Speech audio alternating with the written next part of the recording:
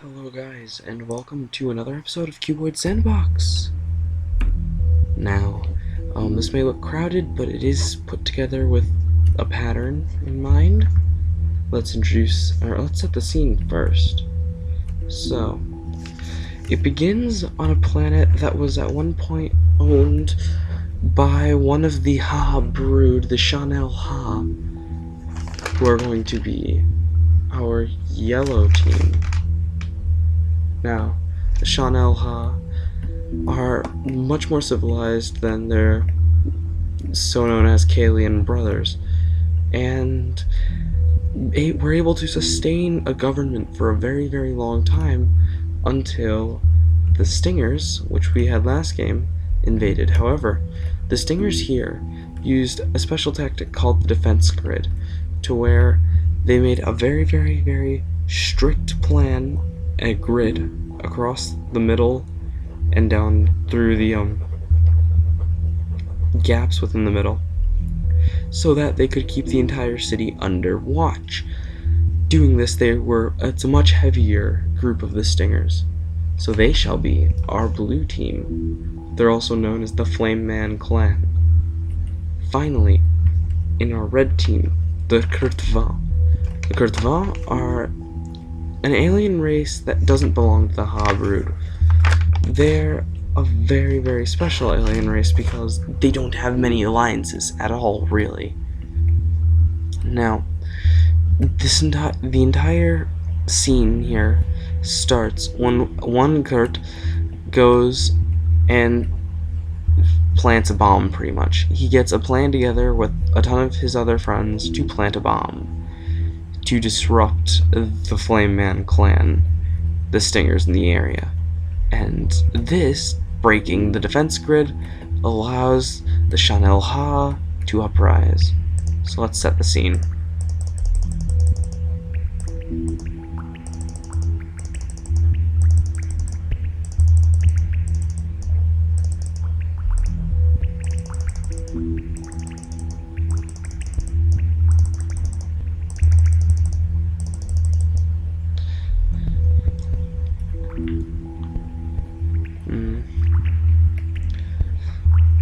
Now, a little background information. The planet that we are on normally is a very, very barren planet. As you can see, they only were able to make one city, so we've got one city and that's it, which is kind of sad. And right here, all three races fight for survival.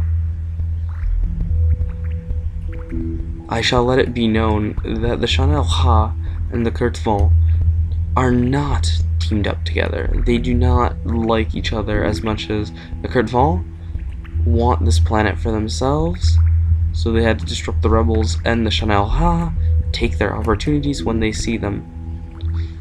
Speaking of which, they seem to have seized back this entire half of the city from the slower, stronger rebels. The Stinger clan the Stinger gang in general is very, very large and encompasses many clans, including the Flame Man clan. Let's check the info screen. We can see the Shann'el Ha multiplying ridiculously fast, where the Flame Man clan is falling very, very, very far behind, and the krvtkõ are doing decently against the other alien brotherhood.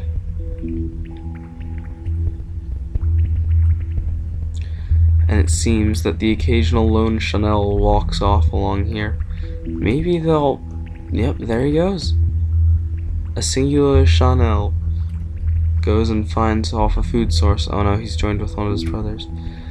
And the city starts to be demolished. The Shann'el Ha are completely out of food, pretty much, whereas the krvtkõ are starving just as well. But a Shann'el outpost was developed up in the north, seeing as that the urban civilization was going to die out. There were still some resources to keep them occupied. And it looks like the Flame Man clan here is about to take a giant hit to their population. And the krvtkõ have managed to take over the entire population race, as they're up to 250 at the moment. Luckily, the Flame Man clan is doing what it can to subdue them here. But they're obviously being overrun. There's nothing they can do.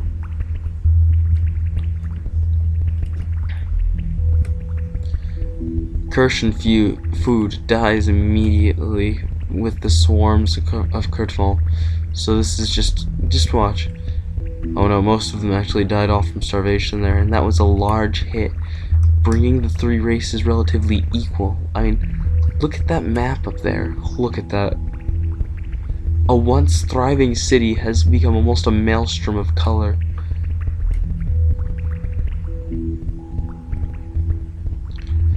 The Flame Men and the Shann'el Ha both die out here. Quite a bit of them. But the Flame Men actually seem they're pulling ahead. It looks like the rebellion just has luck on their side. You know, you start to have to depend on luck when you spend most of your time fighting just groups of people much larger than you are. I mean, now the rebellion is very, very large. I'd say this is about 10 years after the last Cuboid Sandbox, and they seem to encompass a lot of the galaxy, taking over complete worlds like they did here. And the krvtkõ make a mass extinction of krvtkõ happen. If the Kurschen race is wiped out right here, then actually it would make sense. They weren't really organized at all. It was literally a small gang of people and then some Kurschen citizens.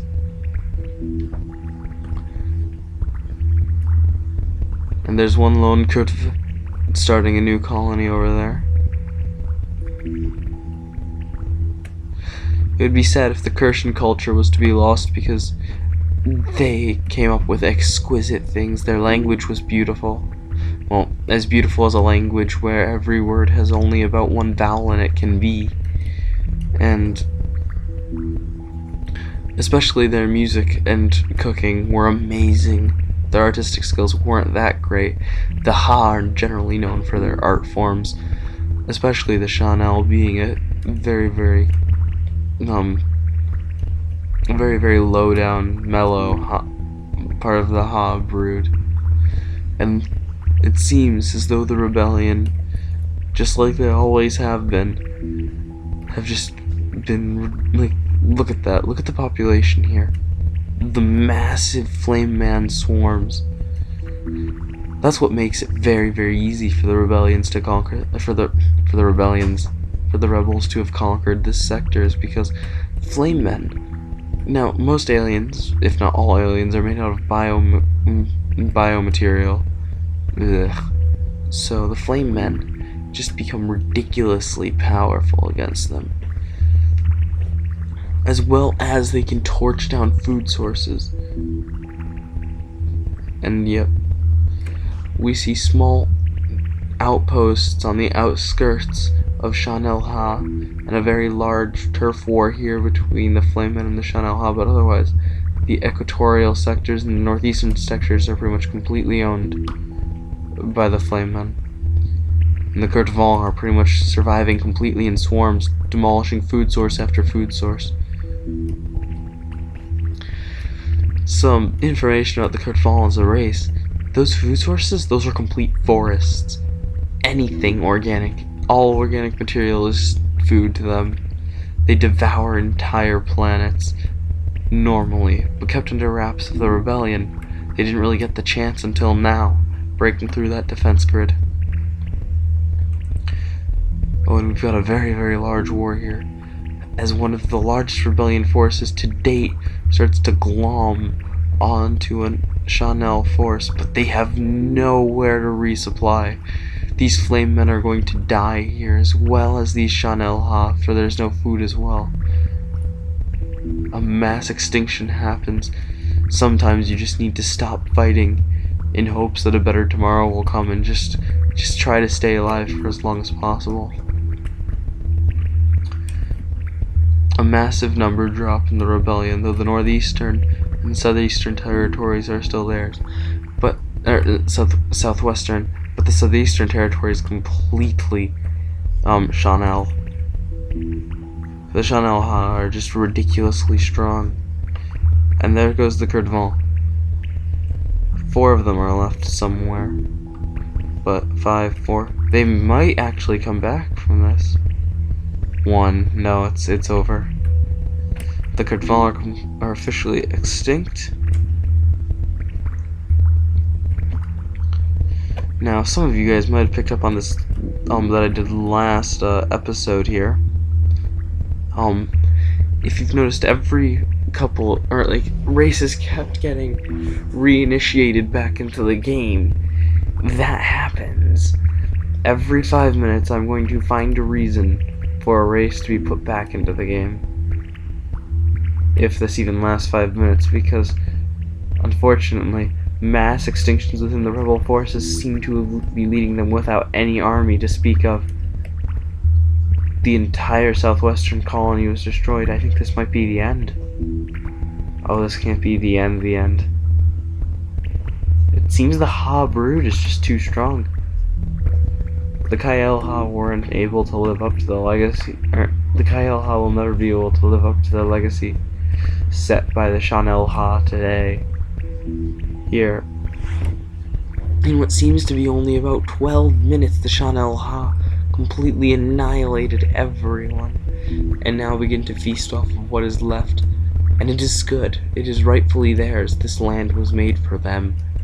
They at one point owned this land completely, and as I'm saying this, the northeastern colony completely dies out. Well, as always, we'll set this up, and we'll watch them prosper. Because we don't normally do this, but sometimes people do prosper. Societies survive. No, screw that, they're dead. The war the once orderly landscape of the Shann'el homeworld has been completely ravaged by war, and what little bioorganic material that was growing is now officially dying out, with nothing left to lead it back in. As the Shann'el Ha peak at their highest population to date, they all start dying out and finishing off what little organisms they can eat. It's horrible what happens when the rebellion destroys a sector, but there's nothing we can do. The Allies have been trying their hardest to quell the rebellion, but it seems like nothing will be able to do it, unlike the Shann'el, who have proven to be a force to be reckoned with here today. Maybe they will join the Allies. It's unknown where everything will go from here, but the war will continue. Guys, there goes the southwestern colony. The equatorial colony is about to die. The northwestern colony is about to die. It's safe to say that today, on this planet, a horrible tragedy is struck. And luckily, the rebellion didn't win, so we don't need to have them in another episode. Or, well, in the next episode. Doesn't seem like everyone's dying as quickly. Oh, the trail fade speed has to be. There we go. There we go, the equatorial colony is gone. It's completely barren, the landscape. What little organic material left that the krvtkõ could have eaten are just corpses, things that the Shann'el will never take part in. Cannibalism is a horrible, horrible thing, and they have morals. And this barren landscape is all that remains. It was lovely going through this with you, and I'm sorry that it ended so quickly. I will be putting out another one very, very soon. I hope you enjoyed this. Please, if you have any ideas for races that you want to be in here, or you want a certain race that I've already said come in that art star again, then please tell me, and I'll be sure to put them back in. But anyway, this is the girl from Good Enough Gaming on one of the many Shann'el homeworlds. I'll see you guys next time.